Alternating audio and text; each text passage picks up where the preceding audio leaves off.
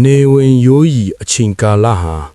ပုံမှန်ထက်ပိုပြီးတော့ကိုပိမ့်ပိတ်အောင်မောင်အတိကျနေတဲ့အောင်ရှုနေပါတယ်ရန်ကုန်မြို့ရဲ့စင်ကြပုံးချက်ကွက်တစ်ခုထဲမှာရှိတဲ့ကျွန်းသားအပြည့်နဲ့ဆောက်ထားတဲ့နှစ်ထပ်အိမ်ကြီးအတွင်းမှာတော့အမွှေးတိုင်နတ်နေကပြန့်လွတ်နေတာပေါ့အဲ့ဒီအနံ့ကတင်းပြန့်တယ်လို့ဆိုရမှာထက်နှာခေါင်းဝါမှာစူးရှာပြီးတော့အသက်ရှူရတာတစ်မျိုးကြီးအုံမိုင်းလာပါတယ်ဖျားခန့်အတွင်းမှာဦးဖုံးမြင့်ဟာကတိပါအနီရောင်ထိုင်ကုန်လေးပေါ်မှာကြောကိုဆက်ဆက်မမတ်ဆန့်ပြီးထိုင်နေတယ်လေသူ့ရဲ့ဝတ်ဆုံးကတော့ဖြူစင်လုံးနဲ့ယောဂီရောင်ဝတ်ဆုံးပါပဲအသက်60ဝန်းကျင်ရှိပြီဖြစ်ပေမဲ့လည်းသူ့မျက်နှာလာတီငင်အေးဆေးမှုအပြည့်နဲ့ကြည်ကောင်းနေစေပါပဲရှေ့ကစံတကူးရောင်တောက်နေရဲ့ဖျားစင်ပေါ်မှာတော့စီမီရောင်ကတစ်ဖြက်ဖြက်နဲ့တုံခါလို့နေပါတယ်တေတောတံပတိယောဒင်းတုတပ္ပတံပတိတိတ်ဒီယာသူ့ရဲ့နှုတ်ခမ်းတွေကပါဠိဂါထာတော်တွေကိုခတ်တော့ရွတ်ဆိုနေပါတယ်လက်ချောင်းတွေကတော့ကြောင်နီရောင်တောက်နေတဲ့စိတ်ပရီးလုံးလေးတွေကိုတလုံးချင်းမှန်မှန်လေးရွှေ့နေတာပေါ့ပရီးတလုံးချလိုက်တိုင်းမှာသူ့ရင်ထဲမှာအလိုလိုအေးမြသွားတယ်လို့ခံစားနေရတယ်လေငါဒီနေ့လဲဝတ်ပြူပြီးပြီ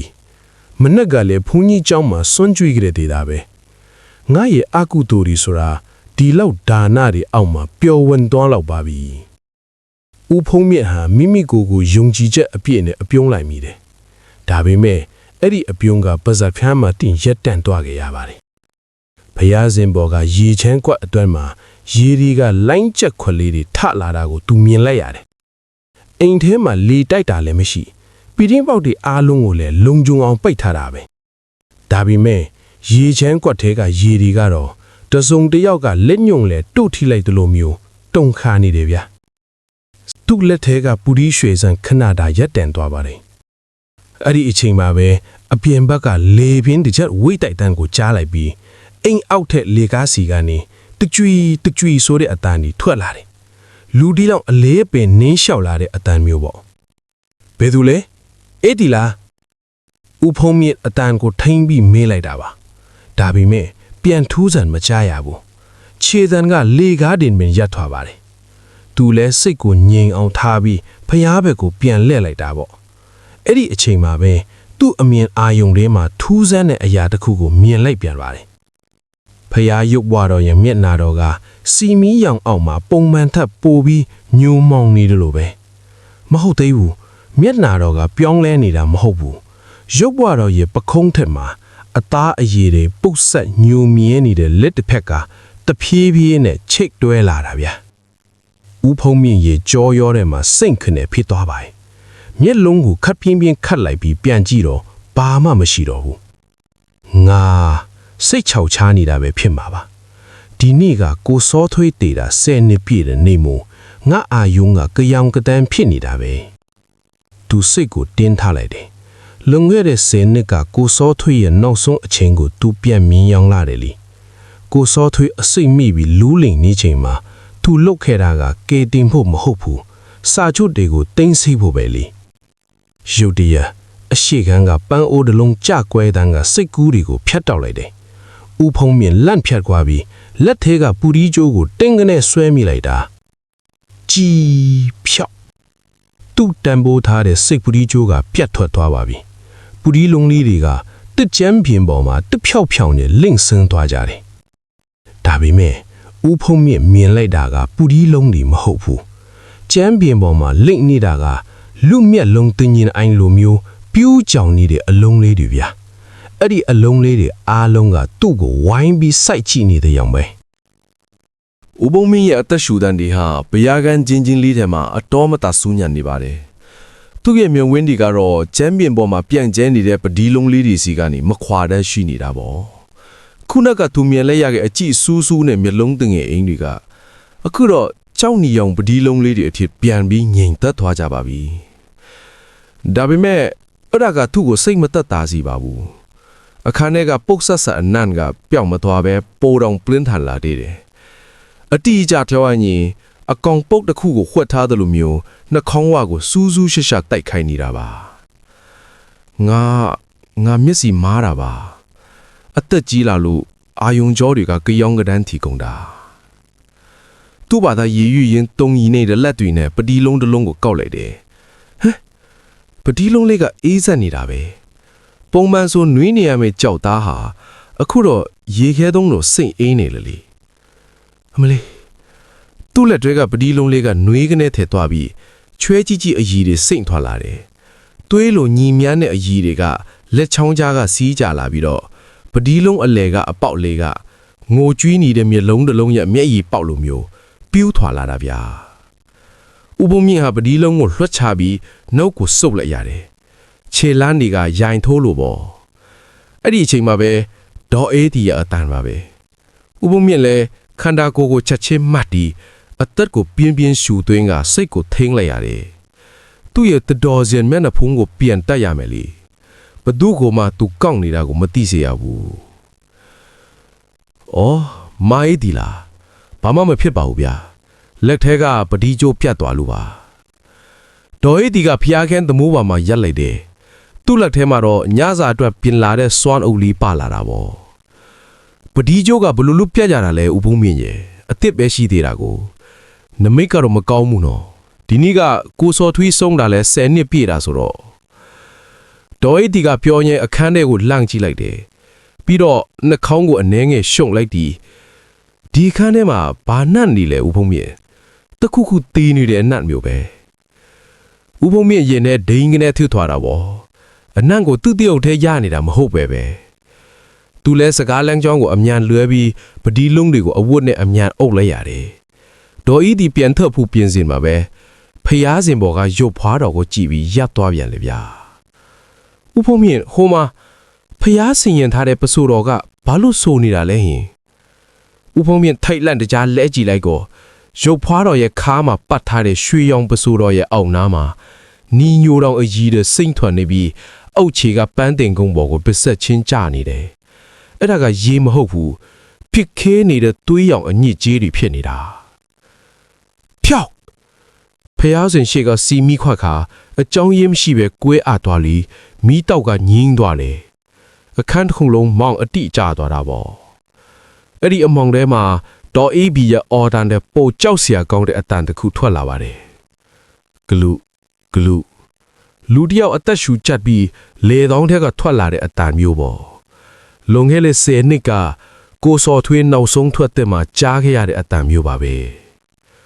ဖုံမင်းမင်းငါ့ကိုမကယ်ဘူးလားအဲ့ဒီလေသံဟာဥဖုံးမင်းရဲ့နားရွက်နားမှာကပ်ပြောလိုက်တယ်လို့မျိုးထင်ရှားလွန်းလာပါတယ်သူ့စပင်းတွေထောင်ထလာပြီးတကူလုံးတုံရီနဲ့အမောင်ထဲမှာထွက်ပေါက်ကိုလက်မန်းချေမန်းနဲ့ရှာနီးမိပါတော့တယ်အမောင်တို့ဟာလေးလံထူတယ်လို့နာကြောင့်အသက်ရှူရတာတော့မွန်းကျက်နေပါတယ်ဥပုံမင်းရဲ့နားလီထဲမှာတော့ခုနကကြားလိုက်ရတဲ့အတန်းကပဲ့တင်ထန်နေတော့ပါပဲမင်းငါ့ကိုမကယ်ဘူးလားအဲ့ဒီအတန်းကလေတွေကလွတ်လာတာမဟုတ်ပဲသူ့ရဲ့အုံနောက်ထဲကနေတိုက်ရက်ယုံကြွလာတယ်လို့ပါပဲဥပုံမင်းရဲ့ခြေလက်တွေဟာရေခဲရိုက်ထားတယ်လို့တောင့်တင်းနေပြီးနေရာကတော့မရွေ့နိုင်ဘူးဘာမှမဟုတ်ဘူးလေတိုးတာနေမှာပါဥပုံမင်းဟာအထန်ကိုအသက်နိုင်ဆုံးထိမ့်ပြီးပြောလိုက်ပေမဲ့သူ့သွားတွေကတော့တစ်ဖြက်ရိုက်နေတာပေါ့မိခလုတ်ကိုစန်းတော်ဝါရှာနေတော့သူ့လက်မဘိုးဘော်ကိုအေးဆက်ပြီးချွဲကြည့်တဲ့အရာတစ်ခုကထိမိသွားတယ်ဟင်အဲ့ဒီအရာကလူတယောက်ရဲ့လက်ချောင်းလီလိုပဲဒါပေမဲ့အလောင်းတစ်ခုလိုအေးဆက်လောင်းနေတယ်ဗျာဒေါ်အေးတီရဲ့ဖူးမိအောင်ကြောင်ကြည့်လိုက်တော့သူ့လက်မဘောပေါ်မှာနီညိုရောင်အစွန်းအထင်းကြီးကြံခဲ့တယ်အဲ့ဒါကရွှေနွန်းတွေလိုပုတ်ဆက်အနံ့ကြီးထွက်လို့ပေါ့မီးလင်းလာတဲ့အချိန်မှာတော့ဖျားစင်ဘောကကွဲသွားတဲ့စီမီကွာထဲကစီရီဟာသွေးရောင်လိုမျိုးရဲနေနေတာကိုမြင်လိုက်ရတယ်ငါမကြောက်ဘူးငါဘာမှမမဘူးကိုစောသွေးကသူ့ကန်နဲ့သူတေးတာငါကတော့ဒီလောက်ကုသူတွေလှုပ်ထားတာပဲငါကိုဘာမှမလုပ်နိုင်ပါဘူးဝိရတင်းကလူတွေရောက်လာကြပါပြီဥပုံမြင့်ဟာအငြီးကြီးတွေကိုအမြန်ချင်းအမွှေးတိုင်တွေအများကြီးထွန်းပြီးပုတ်ဆက်အနံ့ကိုဖုံးကွယ်ကိုကျူးစားလိုက်ရတယ်ညီညာတဲ့ရွတ်ဆိုတန်တွေကအခန်းထဲမှာပဲ့တင်ထက်နေပါတယ်ဒါပေမဲ့အဲ့ဒီကြားတွေကပဲဥပုံမြင့်ရဲ့နားတွေကိုရေနစ်နေသူတယောက်အသက်လူရှူနေတဲ့ဂလူအတန်ကတိုးဝင်လာပြန်တယ် ဦးဘုံမင်းရဲ့တကြီးကဖျားစင်ဘောကိုရောက်သွားတဲ့အချိန်မှာတော့အသက်ထုံးလိုက်တဲ့စီမီတောက်တွေဟာတွေးလိုရဲရဲနေလာပြီတီငိန်နဲ့ရွပ်ပွားတော်ရဲ့မျက်နာတော်နေလာမှာမျက်လုံးတွေဖြူးထွက်လျှာကြီးထွက်ကြနေရဲ့ကိုစောတွေရဲ့မျက်နာကအစားထိုးဝင်ရောက်လာတာဗျလျှက်စမီဒီကွဲထွက်သွားတဲ့အတန်ကနားစင်ကိုအနဲ့ထူးလိုက်တယ်လို့ပဲစူးရှာလာပါတယ်အခန်းတစ်ခုလိုပိမ့်ပိတ်အောင်မောင်အတိကြာသွားတဲ့အချိန်ဖျားစင်ဘောကတုံခါနေလဲစီမီတောက်လေးတွေပဲအမောင်ထဲမှာနီရဲနေတဲ့အလင်းဆက်လေးတွေအဖြစ်ကြံရစ်တာပေါ့ဘုံဦးဘုံမစ်ကဲပါအောင်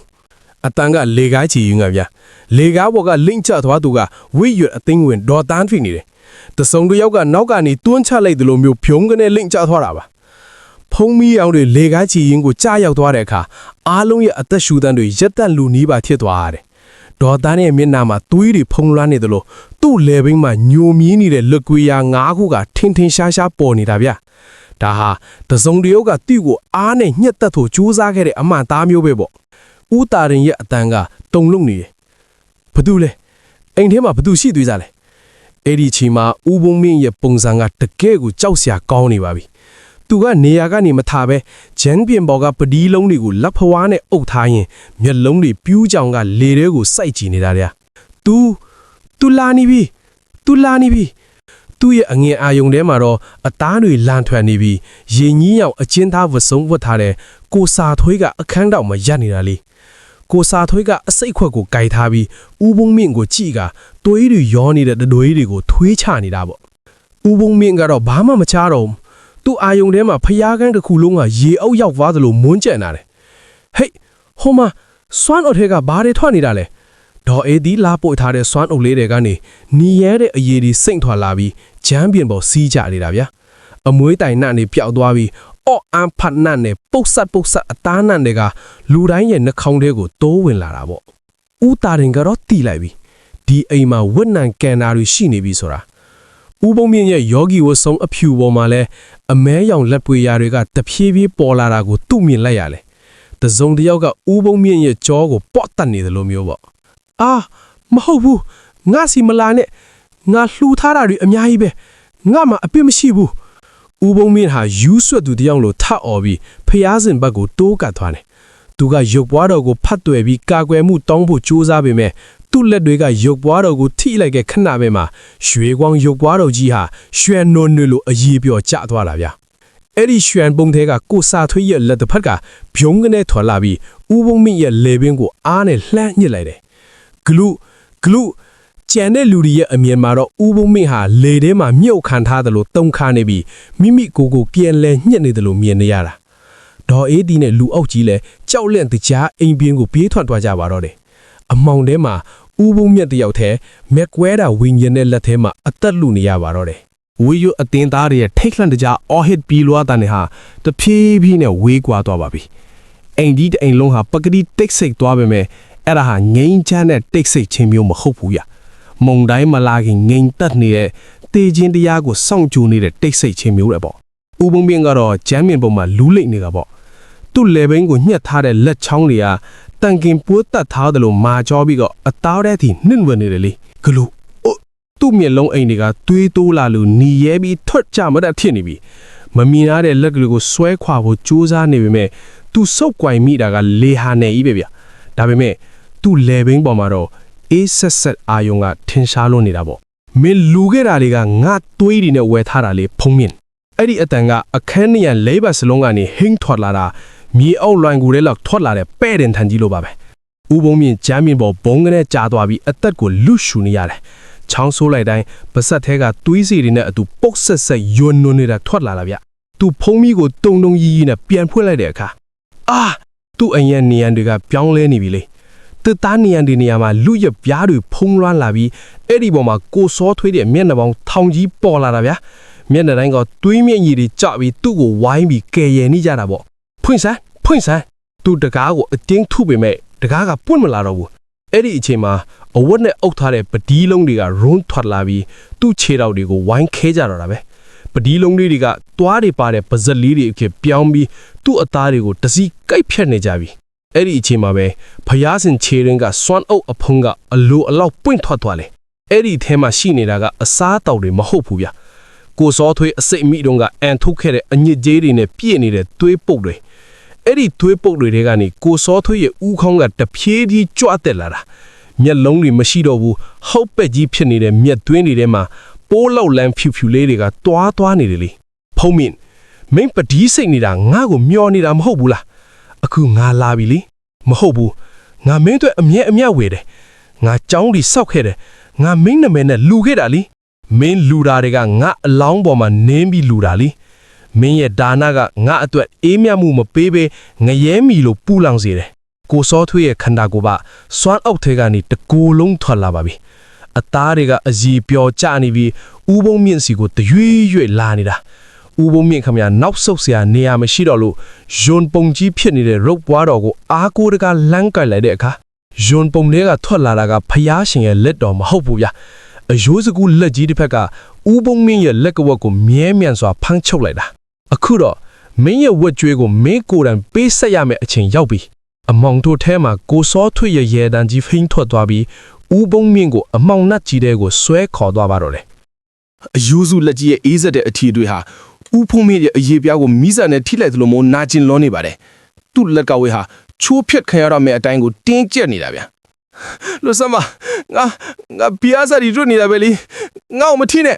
ဥဖုံးမြင့်ဟာအာခေါင်၆ကတ်စွာနဲ့အော်ဟစ်နေပြီမဲ့သူ့အတန်ကပုတ်ဆက်ဆက်လေးထစ်နေတော့ပဲပျော်ဝွန်သွားတယ်အဲ့ဒီအချိန်မှာပဲအမွှေးတိုင်နတ်တွေကပြောင်းလဲသွားပြီးစူးရှာတဲ့ဓာတုဗေဒအနံ့တစ်ခုရလာပြန်တယ်ဟုတ်ပါတယ်အဲ့ဒါသူကိုစောထွေးတဲ့လက်ခရီးတဲ့ခိုးထက်ခဲ့တဲ့အစိတ်မုံနတ်မှာပဲမင်းလူခဲ့တဲ့ဆွမ်းနေတဲ့မှာငါအစိတ်တွေပါနေတာမင်းမသိဘူးလားဖုံမြင့်ကိုစောထွေးရဲ့ဝိညာဉ်ကဥဖုံမြင့်ရဲ့မျက်နှာနာကိုတိုးကတ်လာသည်ပုတ်တိုးနေတဲ့အကြီးတွေကဥဖုံမြင့်ရဲ့ယောဂီဝတ်စုံပေါ်ကိုကက်ဆက်ဆက်ကျလာတာပေါ့အဲ့ဒီအကြီးတွေထိသမျှနေရာတိုင်းမှာဝတ်စုံဖြူကြီးကပေါက်ပြဲသွားသလိုဥဖုံမြင့်ရဲ့အသားတွေပါဖူးယောင်လာရပါတယ်ရုတ်တရက်ဥဖုံမြင့်ရဲ့လဲချောင်းထဲမှာပွက်ပွက်ဆူနေတဲ့ခဲရည်ကိုလောင်းထည့်လိုက်တယ်လို့မျိုးပြင်းထန်တဲ့ဝေဒနာကိုခံစားလိုက်ရတယ်ငါပိုက်ထဲကသူဟာဝမ်းပိုက်ကိုဖိပြီးကြမ်းပြင်းပေါ်မှာလူးလိနေရပါပြီအစိတ်ကအစာရင်ကိုတိုက်စားတယ်လို့ဦးရေကိုလိန်ဆွဲနေတယ်လို့ခံစားချက်မျိုးပေါ့ဒါဟာကိုစောထွေးထေကာနီးမှခံစားခဲ့ရတဲ့ဝေဒနာမျိုးပါပဲသူပါဇက်ခဲကကြလာတဲ့တတိယတွေကလည်းတွေးညစ်တယ်ဖြစ်နေတာဗျဒါဝတ်ပဲလားငါလူထားတဲ့ကုသိုလ်တွေကငါ့ကိုမကာကွယ်တော့ဘူးလားသူမျက်ရည်တွေကြားကနေဖျားစင်ကိုလှမ်းကြည့်ပေမဲ့အဲ့ဒီဖျားစင်ကသူ့အနာကတ်လို့မရတဲ့တတိုင်းကြီးလိုခစ်နေပြီသူလူခဲ့တဲ့ငွေတွေစောက်ခဲ့တဲ့ကြောင်းတွေကလည်းတန်ဖိုးမရှိတဲ့စက်ကုဆက်တွေတို့လေထဲမှာလွင့်ပြနေကြတော့တာပေါ့မင်းရဲ့ဒါနဟာဟန်ဆောင်မှုအကဝယ်ပဲဖုံညစ်မင်းကဖျားကိုလက်ထိုးခြင်းကိုရခဲ့တာမင်းရဲ့စိတ်ထဲမှာနောင်တမရှိဘူးကွက်6စိတ်ပဲရှိတာကိုစောထွေးရဲ့လက်တွေကဥဖုံမြင့်ရဲ့ပခုံးကိုမြဲမြံစွာဖိထားသလိုခြေထောက်ကိုဝိုင်းခဲနေတဲ့ပဒီးလုံးတွေကလည်းဥဖုံမြင့်ရဲ့ချက်လုံသားတွေကိုဒဇေဇေကိုက်ဖြတ်ဝါးစားနေကြပြီလားနာကျင်မှုကအထွတ်ဖြတ်ရောက်နေပြီမဲ့ကန်တရားကသူ့ကိုတတိမမေ့ခွင့်ပေးဘူးအတိစိတ်အပြည့်နဲ့ဒီနာကျင်မှုကိုခံစားစေခြင်းမှုရတယ်တောင်းပန်ပါတယ်စောထွေးငါတောင်းပန်ပါတယ်ငါ့ကိုလွတ်ပေးပါငါအကုန်ပြန်ပေးပါမယ်ဆယ်နှစ်ပတ်လုံးရင်ထဲမှာဝှက်ထားခဲ့တဲ့အမှန်တရားကအခုတော့အော်ဟစ်ပြီးထွက်လာခဲ့ပါပြီငါမင်းကိုတတ်ခဲ့တာပါငါရဲ့ချမ်းသာမှုတွေကမင်းရဲ့အသက်နဲ့လဲခဲ့တာပါငါ့ကိုကယ်ကြပါဦးသူဝင်ခတ်လိုက်တဲ့ခဏမှာပဲအခန်းထဲကအမောင်ထုကဝုန်းကနေလွတ်ခါသွားပြီးနေရန်ဘော်ကမျက်နှာပေါင်းထောင်ကြီးတဲ့ကိုစောထွေးတွေကတပြိုင်နက်တည်းရဲမောလိုက်ကြတယ်အဲ့ဒီရဲတန်းကအင်ကြီးတစ်လုံးကိုတုံခါစေတယ်လို့ဥဖုံမြင့်ရဲ့နားစီဒီကိုပါတွေးထွက်အောင်စုပ်ဖျဲပြလိုက်တော့တာပေါ့အဝဲကရဲကားတန်တွေလူစုလူဝေးအတန်တွေကိုတိုးတိုးလေးကြားနေပေမဲ့လည်းဥဖုံမြင့်အတွက်တော့အဲ့ဒီအတန်တွေကတခြားကဘာအတန်တွေလိုပဲဝေးကွာလွန်းခဲ့ပါပြီဝေးကွာလွန်းခဲ့ပါပြီဟိုးအောက်ထက်ကအိမ်ရှိတကားမကြီးကိုအသိမ်းထုရိုက်တန်တွေကြောင့်အခန်းချဲကငရဲအိမ်မက်ဟာခတမြတုံဆိုင်သွားပါတယ်ဥဖုံမြင့်တကားဖွင့်ဆောင်မကြကျွန်တော်တို့ရဲတွေပါအပြင်လောကရဲ့အတန်တွေဟာဥဖုံမြင့်အတွက်တော့တမှုတရာတစ်ဖက်ကန်းကလွင့်ပြန်လာတယ်လို့မျိုးတက်တက်လေးပဲကြားရတော့တာပါသူ့ရဲ့ကဘာမှာတော့အချိန်နဲ့နေရာတွေဟာပုံပြက်ပန်းပြက်ဖြစ်နေပြီလေသူ့လည်းဘေးမှာတော့ပြက်ကျသွားတဲ့ပဒီဂျိုးကမမြင်ရတဲ့လက်အစုံနဲ့ပြန်ဆက်လိုက်တယ်လို့မျိုးတင်းကျပ်စွာရစ်ပတ်ထားတယ်ဗျ ကြောင်နီရောင်ပဒီလုံးတွေဟာအခုတော့ပူပြင်းလာတဲ့မီးခဲတဲ့အဖြစ်ပြောင်းပြီးသူ့လေပင်ကိုတရှဲရှဲနဲ့လောင်မြိုက်နေပါပြီမင်းဝင်ခံလိုက်ပြီပဲဖုံးမြင့်ဒါပေမဲ့ဒါဟာနှောင်တမဟုတ်ဘူးကြောက်စိတ်ပဲအဲ့ဒီအတန်းဟာအေးဆက်လုံးနာကြောင်ဦးဖုံးမြင့်ရဲ့နားထဲကသွေးတွေတောင်ခဲသွားမတတ်ပါပဲတုံးနောက်ဆုံးကတော့ဘရားစဉ်တကားမကြီးပွင့်ထသွားပါတယ်ဒေါ်အေးဒီဦးတာတွေနဲ့ရဲအရာရှိလေးပြေးဝင်လာချိန်မှာမြင်လိုက်ရတဲ့မြင်ကွင်းကတော့တကယ့်ကိုခြောက်ချားစရာပါပဲဦးဖုံးမြင့်ဟာဘရားစဉ်ရှေ့မှာဒူးထောက်နေပြီမဲ့သူ့လက်နှစ်ဖက်ကမိမိလေပင်ကိုမိမိပြန်ညှစ်ထားတာဗျာ